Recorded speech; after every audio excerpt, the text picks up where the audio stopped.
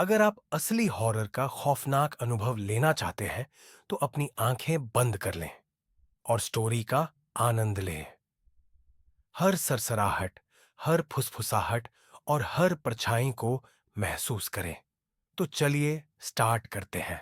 सभी पैसेंजर से अनुरोध है कि वह अपनी सीट पर बैठ जाए और सीट बेल्ट बांध ले। प्लेन उड़ान भरने के लिए तैयार है। रात का समय होने की वजह से उड़ान भरने की कुछ देर बाद ही एरोप्लेन की सभी लाइट्स बंद हो जाती हैं और लोग सोने लगते हैं। लाइट बंद होने के कुछ देर बाद अचानक एरोप्लेन के अंदर किसी बच्चे के रोने की आवाज भेजना लगती है, जिससे सबकी नींद खुल जाती है। एयर होस्टेस प्लेन की लाइट्स ऑन करती है और पूरे प्लेन में रोते हुए बच्चे की जांच करती है, लेकिन उसे कहीं भी कोई बच्चा नहीं मिलता है। एयर होस्टेस सभी पैसेंजर्स को यह बात बताने ही जा रही होती है, तभी रोने की आवाज बंद हो जाती है। आवाज बंद हो गई। पैसेंजर उसको इसके बारे में नहीं बताती। सच पता चलने पर सब बहुत डर जाएंगे।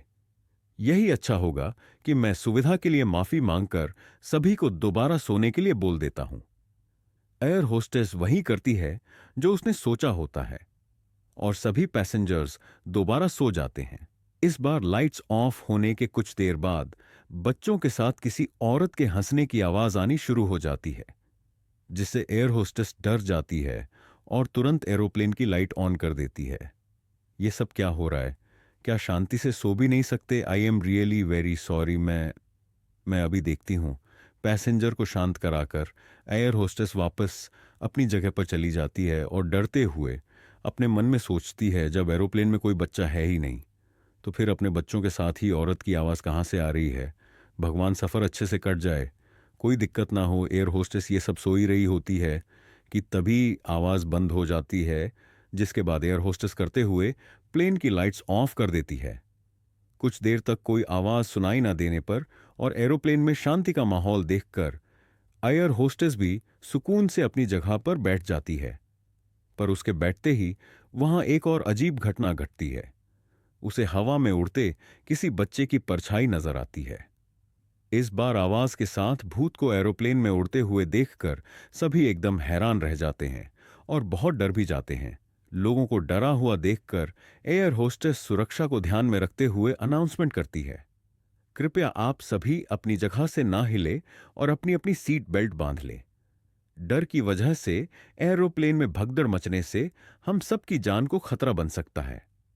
एयर होस्टेस की बात सुनकर सभी लोग अपनी जगह पर बैठे रहते हैं और सीट बेल्ट बांध लेते हैं, जिसके बाद वह भूत बच्चा रोते हुए पूरे फ्रेम में उड़ाता रहता है।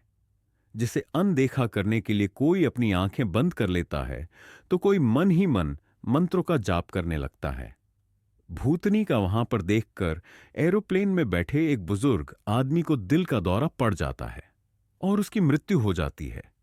बच्चों के भूत से डरे हुए लोग बुजुर्ग आदमी की मौत और भूतनी को वहां देखकर और ज्यादा डर जाते हैं। एक आदमी भूतनी पर वार करने के लिए अपने आसपास कोई सामान ढूंढने लगता है।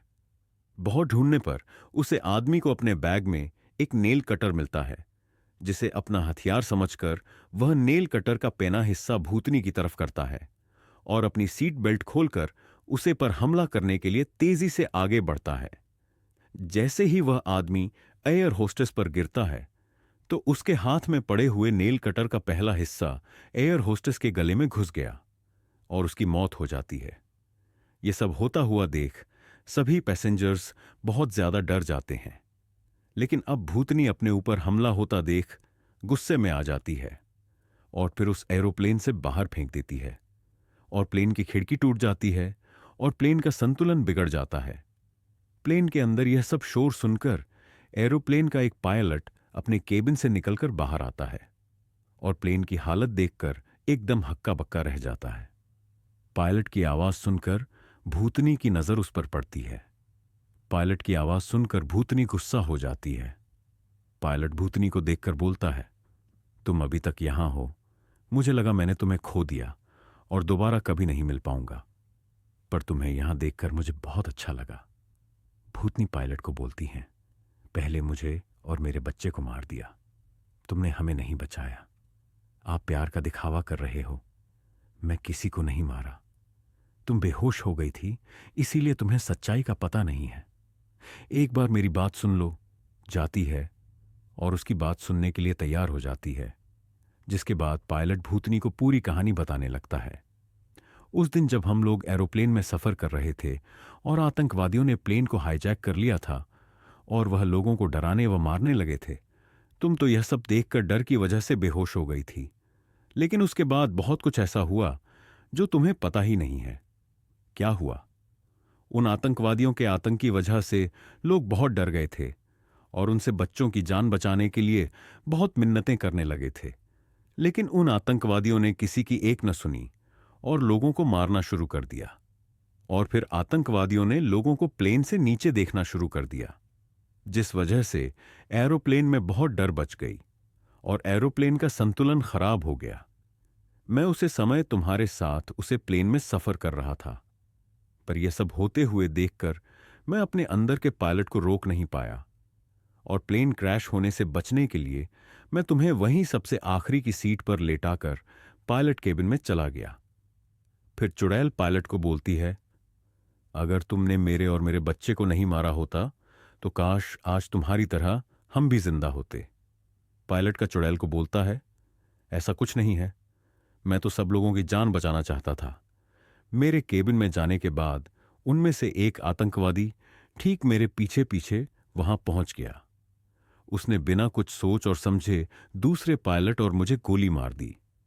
मेरे साथ वाले पायलट की इस समय मृत्यु हो गई, लेकिन मुझे गोली दिल में लगने की वजह दिल के साइड में लग गई और आतंकवादी ने सोचा कि मेरी मृत्यु हो गई। कुछ देर बाद मुझे होश आया तो मैं एयरप्लेन को ऑटो पायलट मोड पर करके और मदद का मैसेज भेजकर आतंकवादियों की नजरों से चुप करके केबिन से बाहर आया। फिर चुड़ैल पायलट को बोलता है, अगर मैं बेहोश थी और तुम्हें गोली लगी थी, तुम बच्चे कैसे और मैं कैसे मर गई? केबिन से निकलने के बाद जब मैं तुम्हारे पास पहुंचा तो मैंने देखा आतंकवादियों ने तुम्हारी पीठ में गोली मार रखी थी और तुम्हारी मृत्यु हो चुकी थी। तुम्हें इस हालत में देखकर मुझे बहुत गुस्सा आया। मैंने आतंकवादियों पर कांच की बोतल से हमला कर दिया। जितनी देर में वह मुझ पर हमला कर कर मुझे मार पाते, उतनी देर में हमारे लिए बाहर से मदद आ गई। सभी आतंकवादियों को पकड़ लिया, एरोप्लेन की सेफ लैंडिंग कराई मुझे और मेरे साथ दूसरे घायल और जिंदा बच्चे लोगों को अस्पताल भेजा। कुछ समय तक इलाज चलने के बाद मैं स्वस्थ हो गया, लेकिन उसे हादसे में तुम्हें खोने के बाद मैंने अपनी पायलट की नौकरी से इस्तीफा दे दिया और एरोप्लेन में सफर करना भी बंद कर दिया। फिर चुड़ैल पायलट को बोलता है, अगर तुमने नौकरी से इस्तीफा दे दिया था और प्लेन में यात्रा करनी छोड़ दी थी, तो फिर आज यहां क्या कर रहे हो? आज सुबह मेरे पास एयरलाइन से इमरजेंसी फोन आया कि उन्हें एक पायलट की अर्जेंट जरूरत है। उन्हें मेरी मदद चाहिए थी और उनके पास दूसरा कोई रास्ता भी नहीं था, इसलिए मैंने हां बोल दिया कि मुझे यहां मेरी किस्मत तुमसे मिलने के लिए लेकर आई है और तुम भी वही सब मत करो जो हमारे साथ हुआ था। इन सब लोगों को छोड़ दो। अगर तुम मुझसे गुस्सा हो तो मुझे मार दो और अपने साथ ले चलो। गुस्सा तो मुझे तुम पर बहुत था, लेकिन आज समझ आया कि सब भी मतलब का था। मैं कैसे सोच लिया कि मेरा पति अपनी पत्नी और बच्चे को मार सकता है। मुझे माफ कर दो, मैं किसी को कोई नुकसान नहीं पहुंचाऊंगी। शायद अपनी सी नफरत की वजह से मैं आज तक किसी एरोप्लेन में फंसी हुई हूं।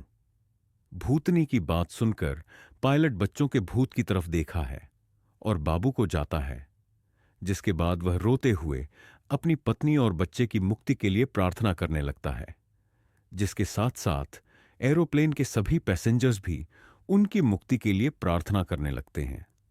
अपनी पत्नी और बच्चे को इस तरह अपने आप से एक बार फिर दूर जाते हुए देखकर पायलट बहुत ज्यादा भावुक हो जाता है और रोते हुए आसमान की तरफ देखकर बोलता है, मुझे माफ करना, मुझे तुम तक और अपने बच्चे तक पहुंचने में इतना समय लग गया और तो मैं इतने लंबे समय तक इस एरोप्लेन में फंसा रहना पड़ा।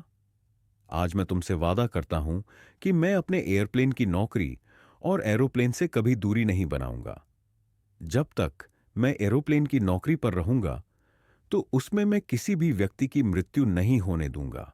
अगर आपको डरावनी कहानियां पसंद हैं, तो हमारे चैनल को अभी सब्सक्राइब करें यहाँ आपको हर हफ्ते रोंगटे खड़े कर देने वाली हॉरर स्टोरी सुनने को मिलेंगी। डर का असली एहसास चाहिए तो घंटी दबाना ना भूलें।